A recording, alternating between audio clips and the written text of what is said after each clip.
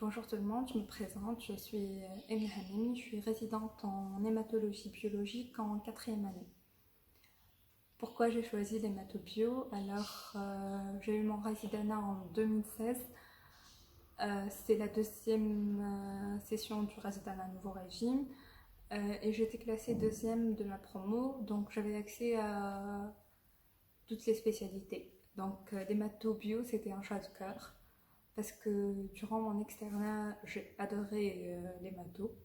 J'ai fait un stage d'hématologie clinique à l'hôpital Azar Menai, donc je suis tombée amoureuse de cette spécialité. Pourquoi l'hématobio? Parce que sincèrement, je voulais approfondir tout ce qui est fondamental, recherche, enseignement, c'est ce qui me passionnait dans l'hémato. Et c'est plutôt l'hémato bénigne, l'hémostase, l'immunohémato, tout ce qui est transfusion, tout ce qui est hémostase qui m'avait marqué, plus que l'onco-hématologie qui est la spécialité plutôt l'hématoclinique. L'hématobio, pour mettre tout ça dans le contexte, est une spécialité qui fait partie de 4 spécialités de biologie clinique. Donc, au décours de nos 4 ans de spécialisation, on a un diplôme de médecin biologiste, option hématologie biologique. L'hématobio, c'est vraiment une spécialité très riche parce qu'elle comprend grossièrement 3 sous-spécialités qui sont chacune, dirais-je, une spécialité à part. En fait, il y a la cytologie qui va de la validation simple de la NFS jusqu'à la lecture des frottis sanguins, des ponctions médulaires, des liquides céphalo-rachidiens et autres, à la recherche d'hémopathies malignes ou autres. Il y a l'hémostase également, qui va de la validation simple des bilans d'hémostase de routine jusqu'au bilan spécialisé de thrombophilie, de recherche de lupus anticoagulant, de maladies de Villeprande, de pathologies hémorragiques et autres. Et l'immunohémato qui est elle-même une sous-spécialité très riche avec la gestion du manque de sang, la réalisation des bilans immunohématologiques tels qu'une RAI ou un test de Coombs. C'est vraiment très riche et c'est ce que j'affectionne particulièrement, c'est que en se sous-spécialisant, on découvre vraiment que c'est un monde à part, les motos, et c'est très passionnant. C'est une spécialité où l'on raisonne beaucoup. Euh, et comme toute spécialité biologique, elle a ses particularités. Parce que la biologie, on n'est pas vraiment habitué à la faire durant nos stages d'externat. Et ça change complètement de ce qu'on a vu pendant notre année d'internat. Et donc, on ne comprend pas au début ce qu'on nous demande ou ce que c'est un médecin biologiste. Alors, un médecin biologiste, il est censé valider des bilans biologiques, c'est-à-dire qu'il s'assure qu'il n'y a pas d'erreur, qu'il interprète et qui est censé apporter un conseil biologique au clinicien et qui doit, dans une médecine qui est vraiment centrée sur le patient et qui est très développée, être un maillon très solide de la chaîne de prise en charge du patient. Donc pour ce qui est de la réalité, je ne vous cache pas en réalité, on a de la peine par rapport avec nos collègues cliniciens à justifier notre besoin d'avoir des renseignements cliniques, d'avoir l'histoire de la maladie pour pouvoir interpréter réellement les bilans qu'on a entre les mains. Alors, pour ce qui est des perspectives de la spécialité, on peut se sous-spécialiser en l'une des spécialités, l'hémostase, la cytologie ou l'immunohématologie, ou rester plus global, plus polyvalent selon le service où l'on travaille. C'est-à-dire si on travaille dans un laboratoire d'hématologie biologique annexé à un service d'hématologie clinique, on va faire surtout du diagnostic d'hémopathie maligne et de l'hématologie pure et dure. Si on est annexé à un hôpital général avec un labo parfois polyvalent va faire de tout. Et donc, si on s'installe en privé, on va faire de la biologie polyvalente et donc de l'hématologie de première ligne ou de l'hématologie générale. On peut faire de la recherche.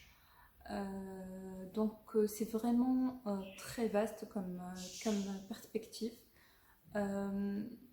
En hématologie particulièrement, parmi les spécialités biologiques, on garde un certain lien avec la clinique, notamment avec l'hémostase et avec les perspectives de pouvoir faire une consultation d'hémostase, qu'elle soit concernant les pathologies hémorragiques ou les pathologies thrombotiques.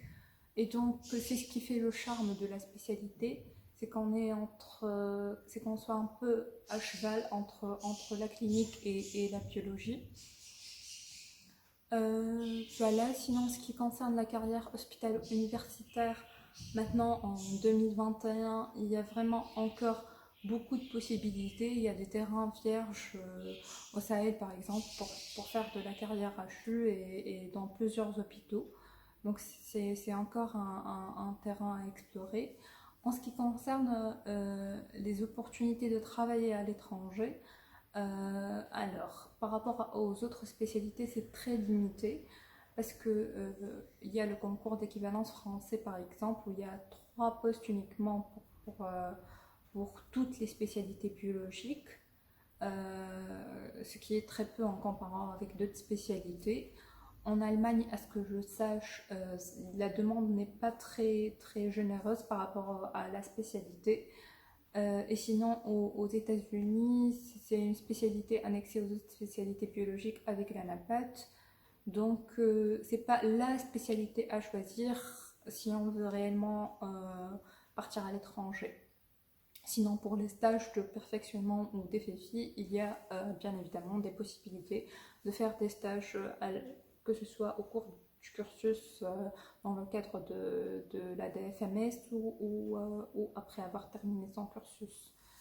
La particularité de la biologie, c'est son cursus qui est polyvalent, comme je l'ai déjà dit. Et donc, pour obtenir un diplôme de médecin spécialiste en biologie clinique, il faut avoir fait deux ans de sa spécialité, donc 2 ans d'hématobio pour l'hématobio, et 2 ans de stage optionnel obligatoire, qui sont la bactériologie, la biochimie, l'immunologie et la parasitologie.